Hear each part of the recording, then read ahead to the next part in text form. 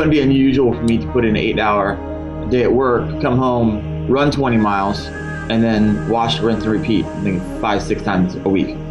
Whoa! Chill out, man. What are you doing running 20 miles after work 6 days a week? Many of you are probably listening to this on your way home from work and thinking, that's not even possible for me. Maybe it is, or maybe it isn't. Who knows? But maybe there's a larger theme. It really is. I believe that everyone has gifts and passions, and they should use that to help others in need. And like I said before, this is how I live out my faith. And so, this is MTNmeister.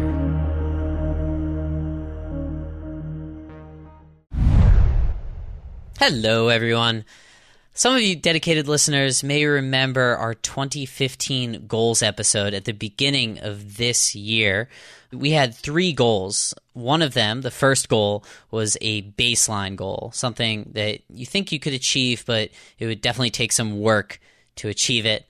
Here's a little clip from that 2015 goals episode. Ben, I think everybody out there is dying to hear what you're going to take on next year. Okay. Go for it. All right. So my goal number 1 is to do another marathon, which I have already booked, but I want to beat my New York City time. So it's a road marathon. It's the Pittsburgh Marathon. I'm from Pittsburgh. My New York City time was 3:26:26, so I'm going to try to beat that for goal number 1. Ben, can I make bold predictions along with your goals? Yes, yeah. And no pressure here. I think that you're gonna beat that by a healthy margin. Really? I think so.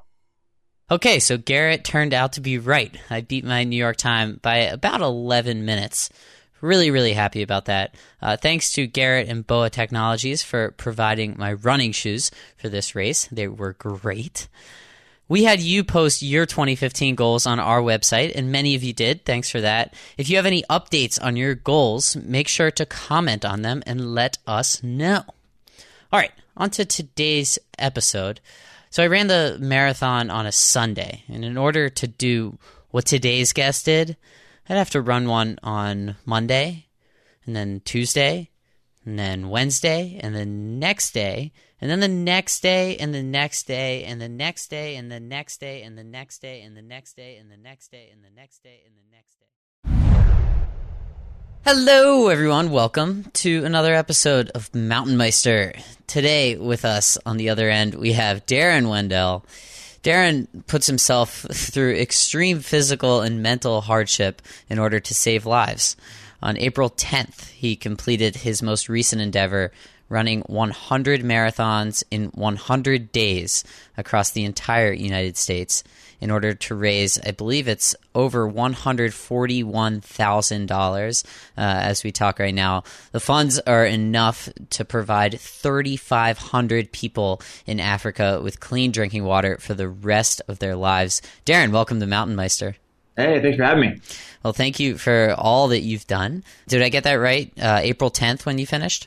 Yeah, you nailed it. Last Friday or Friday before. Mm-hmm.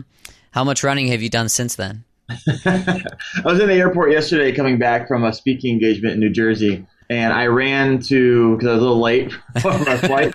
And literally, it was the only time I ran was through the airport, and I just wasn't ready, and it hurt really bad. Did it bring back some great feelings? Was it nostalgic running through the airport? Well, it's kind of painful because I didn't stretch or anything, and I was kind of running in Chaco sandals, and so it wasn't the running experience I'd hoped for right after the run. So you averaged 29 miles a day across those 100 days? Yeah, that is correct. A lot of times when I tell people that, I did 100 marathons in 100 days, they're like, oh, what marathons did you run in? No, I ran across the country. So literally where I stopped the day before is where I started the next day, and the total mileage was 2903, making it roughly 29 miles a day. Very good. The Boston Marathon just happened here in Boston, where I run the podcast out of. We had a lot of people running for charity. It's great to see. So you've done all sorts of extreme endurance endeavors. Let's rewind back to 2005. I think that's when this all started. You rode your bike 4,400 miles across the United States in 74 days. What inspired you to do that? I learned about someone doing that. They shared a story. I think I was in church one day, and someone was using a story of how they wanted to ride their bike across the United States. And I was like, that's even possible? I was like, I want to do that. Well, his story ended like after the first day. He was in a tent, and then he just quit the next day after riding. Wait, he said he was going to ride across the country, and he quit after the first day? After the first day. But that's what sparked it in my mind. I was like, okay. It must be possible. People must do this type of thing. And so I was like, I just don't want to talk about something and dream about it and wish that I did it when I'm on my deathbed. So I was like, I'm just going to train. I'm just going to do it. Have you always had that attitude where if you say you're going to do something, you follow through? Yeah, I think it's just one of those things that I like my yes to be yes and my no to be no. So if I announce something, it's happening. So I don't typically just throw out goals here and there and just kind of happenstance. Some of them don't come to fruition. Some do. Yeah. Like if I announce it, it's happening because there's been like 6 months of thinking and talking it over, talking to their family. Is it possible? And doing the research. So that's kind of how I make my decisions. On the other end, does it annoy you when people say that they're going to do something and they don't? I have a couple of friends who like to talk a big game, but then when it comes down to it, it never seems to happen. Oh man, I mean, being on the fundraising side of things, I'm a fundraiser by trade, and so that's my profession. And so, I mean, a lot of times people have these grandeur ideas of what they want to do, but I guess don't really understand what it takes to pull that off successfully. Not only on the fundraising side, which is a whole other thing, but just what they're planning and what they say they're going to do. And doing a lot and having a long list of long distance endurance challenges. I try to explain to them, like, this is what you're getting yourself into. And so, it's just one of those things that happens. It's all right. It doesn't bother me that much. I'm not responsible for other people. I'll encourage and help out as much as I can. But, I mean, this isn't everyday people stuff. Most people do not want to do these things. So 2005 was the bike ride. 2008 says you sold all of your possessions and walked 3,400 miles coast to coast in 374 days. You did the bike ride, then you walked. Why did you do the walk? I found out through the bike ride, faithfulness thing is kind of important to me. And I was trying to figure out my life at that time, like, what do I want? How am I wired? How can I serve other people with what I love to do, which is long distance endurance challenges. And so I loved what I did with the bike ride. I loved the opportunity that it gave me and really the fundraising platform that I believe that I could have with it. So I wanted to open up another chapter in my life that allowed me to do something similar. So I was like, okay, is this possible? And researched it, found out that it was. And I was like, okay, let's use this to help other people. You said, is it possible there? It was possible for you. You proved it. Is this possible for more people than, I don't know, some of our listeners are probably out there saying, I don't know if I could do this. Is this possible for other people? I think it is. I think one of the biggest hurdles when it comes to long distance endurance challenges is not that your body can't do it. It can do it. You can train it to do so. I think the biggest problem is carving out time within life. And if you're getting anchored down with house payments and you're married with children, it just makes it much more difficult to be able to, give up 374 days of your life and go take off and create this fundraising platform. It's just something that I love to do. And so I make time for it. And I think you make time for the things that you love to do. And if you have a family, I believe you should be making time. You shouldn't be leaving for 374 days. And you should be making time for the things that are important in your life. So at that time, I wasn't married and I was debt free. And so I was able to do this. Yeah, good point there. Carving out the time for things you love. So you mentioned there that it's difficult to create this charity platform in addition to doing whatever extreme endurance tests that you are doing. What is something that people wouldn't expect is so difficult? Yeah, well, I kind of share a story. Prior to me going out for this the run across the United States, there's a website called USA Crossers No Go, and they kind of been keeping a database of everyone who have run across the U.S. and who are planning and who have lately. And so I was going through and trying to figure out like what's a good fundraising goal. And what I was noticing is that though these individuals were completing the runs, these runs across the United States, I would look at their fundraising goal and be like, we raised $3,000. I'm like, what? Are you kidding me? You ran across the country and you only raised $3,000? And what I was finding is that, and kind of put together, is that these individuals were spending so much time on the planning and training side of things that they weren't spending any time on the fundraising side. And so when they hit day one, they did a horrible job of casting vision for the mission that they cared so deeply about. And so I wanted to spend just as much time on the fundraising side than I was the training side. But in order to do that, I had to put a team together. This wasn't something that I did. So I put a team together who were passionate about the mission, and that's how we approached it. Very good. Just one other project that I should mention. 2011, swam across the shore of New Buffalo to Chicago's Navy Pier. That's 50.6 miles of swimming over 35 straight hours, basically across the southern tip of Lake Michigan. Out of all of these that we've discussed so far, is there one that was physically the hardest? That one was stupid. I was just dumb. I got done, and I told I'm trying to unwrap this for you. Like, I was not, part of my rules just to hold the integrity of the swim to Chicago was, I wasn't allowed to touch a boat. So it was literally nonstop. My crew would throw me a rope with bite valve Nalgene's on it with coffee or something to drink, and they would like throw me food. So I literally wasn't allowed to hang on to a kayak or anything when I'm riding. I had my crew there, and so that's the goal. And so I always tell people, we called it to swim to Chicago. We should have called it to swim to Chicago Hospital, because that's where I ended up that night. I had severe wetsuit burns underneath my armpits, hypothermia, hypoglycemia. So that was just it. I'll never do it again. I'm a retired swimmer. No long distance swimming for me. But the great thing is we raised $14,000 to help provide clean water in Zambia at that time, and so it was worth the price, and I'm glad I did it, but I'll never do it again. So why do you do this? Why do you put yourself through this pain, this miserable, it seems miserable to me. Why do you put yourself through this?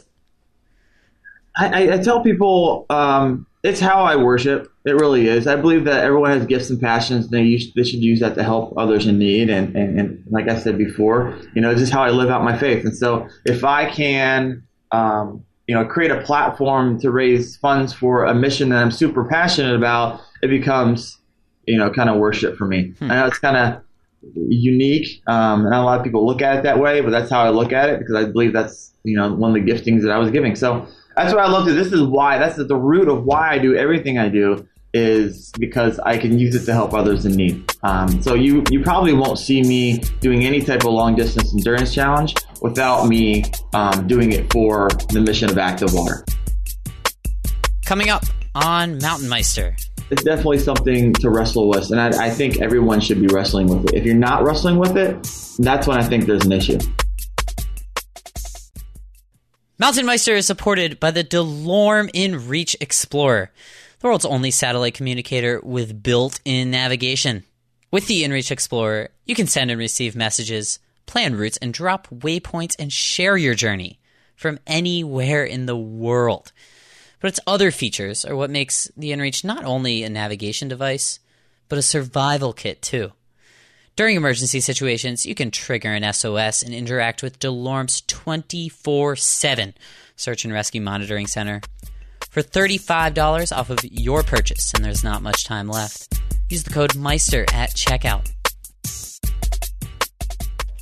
Let's go to the 100 marathons in 100 days specifically. Congratulations. West Coast all the way to New York City. How did you train for this? We rarely talk about training on this show, but how do you do this? How do you train for it? It's really simple and complicated at the same time, so I'll make it really simple. It was just 2 years of training of increasing my mileage while decreasing my recovery time to mimic what it was going to be like out on the road. And so in doing so, I increased the intensity of that as I get closer to the run on January 1st. And so what I did, it wouldn't be unusual for me to put in an 8-hour day at work, come home, run 20 miles, and then wash, rinse, and repeat, I think 5-6 times a week. Wow. How long could you keep going? I mean, 100 marathons in 100 days. Could you have done 101 in 101, like 125 in 125? Do you have a gauge of how long you think you could keep going? It took me about 90 days, but once I got to the 90-day mark, I felt like I could run 30 miles and operate like a normal person would after an 8-hour day at work, sitting on the chair. I was to the point now where my body was used to doing 30 miles a day without being just wiped out completely. So I could have kept going. I felt like I could have kept going. I mean, I was losing toenails and, little things would come up, but nothing chronic that would keep me from throwing in the towel. So, I mean, it was painful getting up every morning, but, eventually you run that out. Huh. It's amazing how the human body can adapt. I had somebody the other day, I was talking to a runner, and he said something along the lines of, like, as he started to pick up his distance, he said that I gained like a whole new appreciation for what's possible. And I think, as you adapt, you slowly realize that. Very interesting. Let's talk a little bit about the charity, Active Water. Correct. $140,000 raised across this project to provide 3,500 people clean water for the rest of their lives. That's $40 a person. That seems pretty inexpensive. It does. And that's the crazy thing about it. Whenever I tell people that kind of bite-sized amount, $40 will provide, we call it water, health, and hope. Because it's not just about providing water, it's providing sanitation, hygiene training as well. But Active Water, to kind of give you a little background, is the athletic division of Life Water International, who's been around since 1977. So they know their stuff and use their 40 years of experience to be able to really create a long-term development approach to the water crisis. A lot of people, when they think, oh yeah, water crisis, let's give them a well and boom, we're done. Where's the next well going? And so, but we take a different approach. We don't necessarily, we don't invest in products. We invest in people, because in order to have a long-term development approach, you got to invest in people. I mean, I always tell people there's so much technology out there right now that can purify water. It's kind of unbelievable. People send me things all the time. Oh, check out this solar panel. It does this and purifies water. Well, I tell people if technology was, the answer to the water crisis, we would have fixed the water crisis years ago. But I don't believe it is. And you have to invest in people, because they're going to be the ones. So we don't go over and actually drill the wells for Ethiopia and Uganda and Malawi, and we work in Cambodia and Bangladesh as well. We develop water committees that help carry out the work done by the native people. And so I think that's one of those interesting differentiating factors that separates Life Water and Active Water from a lot of other nonprofits out there. So you're really investing in the people. I took an economic development class in college, a really interesting class about how third world countries should develop, and there are a lot of misconceptions about trying to implement first world policy in third world nations. So it sounds like you're taking the approach of letting the people of the country figure out creative ways to get clean water. Absolutely, it's exactly what we do. We come alongside them, and we use low-tech resources from the area in which they live. So if this filter is done, they don't have to wait 3 weeks to get another one for the United States. They have sustainable resources that they're using to fix the problems in their own community, and it's different for every community. So this $40 a person, it's amazing, and that essentially could save a life, right? $40. Oh man, it's just saving lives. This is a game changer for communities and families and children. So this is something that has just bothered me psychologically lately. I just feel guilty because $40 is nothing to a lot of us, right? I could skip going out to dinner, and that $40 could be used to save a life. I mean, it's a pretty good trade, right? How am I supposed to rationalize that? I mean, like, I could cut $40 out of my spending. Even you could probably cut $40 out of your spending to save another person's life. But like, where's the limit? Yeah, it's a great question. And you say I could. I mean, I do. My wife and I support $40 a month. It's called a Water Hero program at Life Water. And we just try to give and be up beyond. And I just believe that it's definitely something to wrestle with. And I think everyone should be wrestling with it. If you're not wrestling with it, that's when I think there's an issue. Okay. What's next for Daren Wendell? 2017, at least I think it's going to be 2017, because when I look at the pattern of your projects, 2005, then the next 3 years, 2008, next 3 years, 2011, next 3 years, 2014. I'm not sure if that was purposeful, but 2017, it looks like you're going to do something. Do I have that right? I always tell people I don't have anything up my sleeve when it comes to anything next, athletically. Uh-huh. But, my wife has sacrificed tremendously for the last 2.5 years. I think I put in 3,800 training miles, not to mention the 2,900 actual miles of the run over the last 2.5 years. And so I've been out of the house a lot, running around, and she's been taking care of everything else. And she is a saint for living in a trailer across the United States for the last 100 days. So next big thing I think for us is we're moving to Canton, Ohio, and I think we want to start a family. And so the next big long and distant endurance challenge for me may be children on the horizon. So I'm kind of excited about that. But athletically, I've been kind of bouncing around in my mind. It actually just came into mind a couple of days ago, but a Kilimanjaro hike, kind of bringing people who are passionate about the water crisis alongside and doing it as a fundraiser, maybe something on the horizon. We work a lot in Africa, so it kind of makes sense to connect, being Kilimanjaro in Kenya, I believe. And so being able to do that might be my next big thing. So I just don't have 100 days anymore or a full year. I did that stuff when I was single and wasn't tied down with the house payment, but I'm moving to a different chapter of life now. Very good. It'll be interesting to see how the kid project compares to the running, the biking, the swimming, the walking. Good. Excited for you.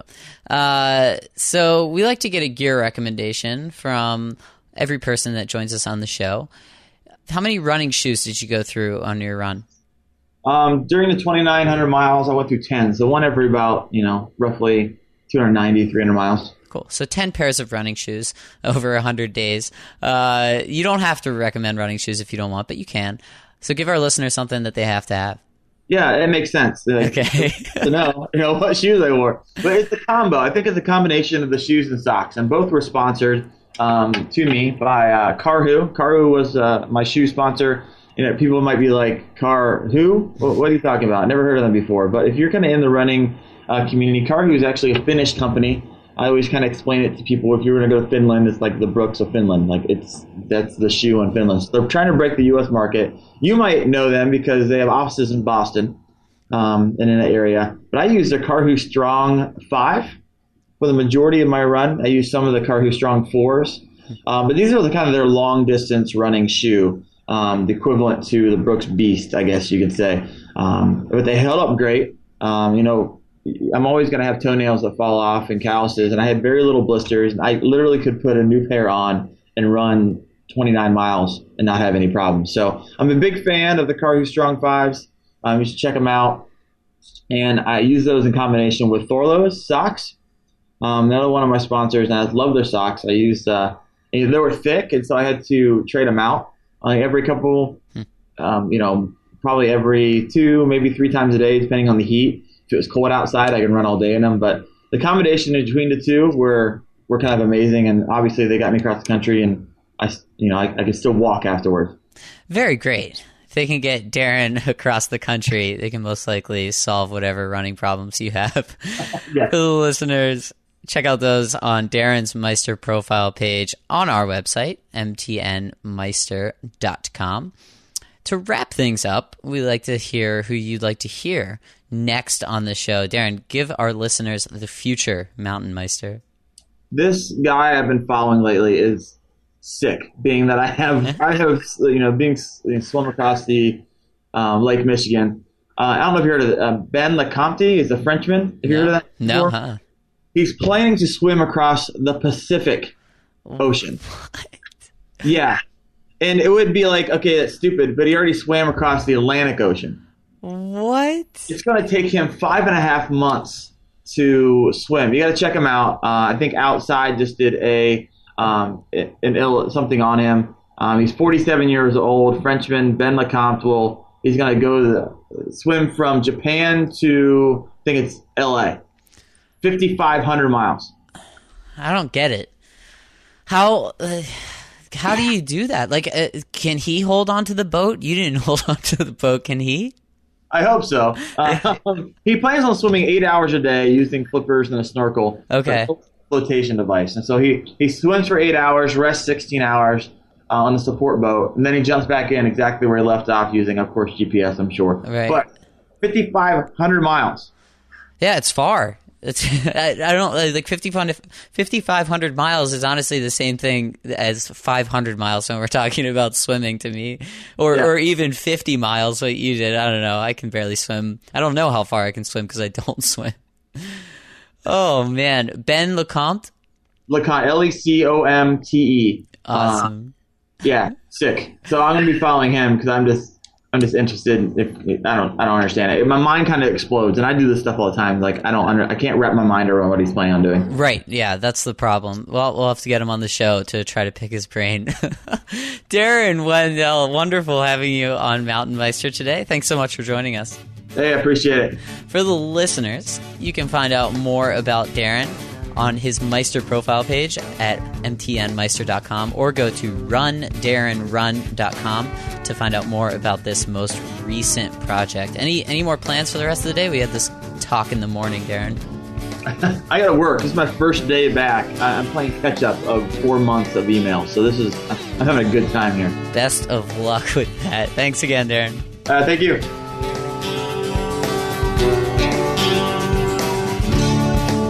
Daren Wendell, 100 marathons, 100 days. Hope you enjoyed that episode. Don't forget that we are supported by the DeLorme InReach Explorer, the world's only satellite communicator with built-in navigation. With the DeLorme InReach Explorer's tracking functions and its ability to trigger an interactive SOS in an emergency, you'll be in good hands on any journey. For $35 off of your purchase, go to inreachdelorme.com and use the code Meister at checkout. If you have updates on your 2015 goals, I want to see them. Go to our website under the 2015 goals section. I'll get a notification every time you put something on that page, so do it. Finally, please have fun doing the rest of whatever you do while you listen to this podcast that we call Mountain Meister. Whether you're outside enjoying this beautiful weather we're having across the country, or you're inside wishing you were outside. I'm the host, Ben Shank. Thanks for listening to Mountain Meister.